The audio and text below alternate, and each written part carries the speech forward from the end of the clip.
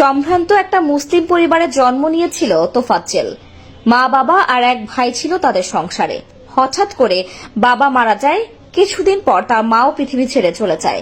বড় ভাই পুলিশে চাকরি করত, তবে ভাগ্যের নির্মম পরিহাস, সংসারের হাল ধরার মতো বড় ভাই নামক বটগাছটি ক্যান্সার রোগে আক্রান্ত হয়ে 2 বছর আগে মারা যায়। এরপর তোফাজ্জলের পৃথিবীতে আপন বলতে আর কেউ নেই। তবে তোফাজ্জল ছোটবেলা থেকেই পড়াশোনায় খুব মনোযোগী ছিল। ছাত্র হিসেবেও খুব ভালো ছাত্র ছিল।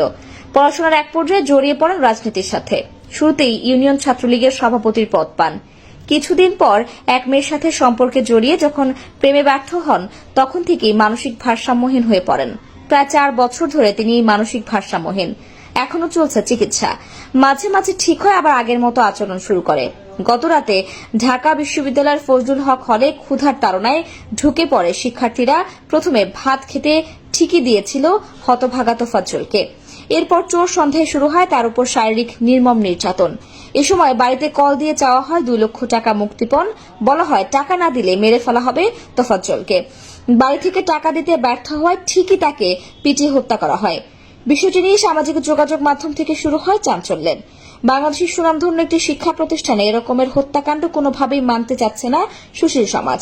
তাই সকলের একটি দাবি, তদন্ত করে দোষীদের দ্রুত আইনের আওতায় আনা হবে। ব্যক্তিগত হিসেবে খুবই ভালো ছিল, আর বিশেষ করে ও রাজনীতিতে জড়িত ছিল, কিন্তু ওইভাবে প্রভাব আমাদের সাথে কখনোই দেখায় নাই।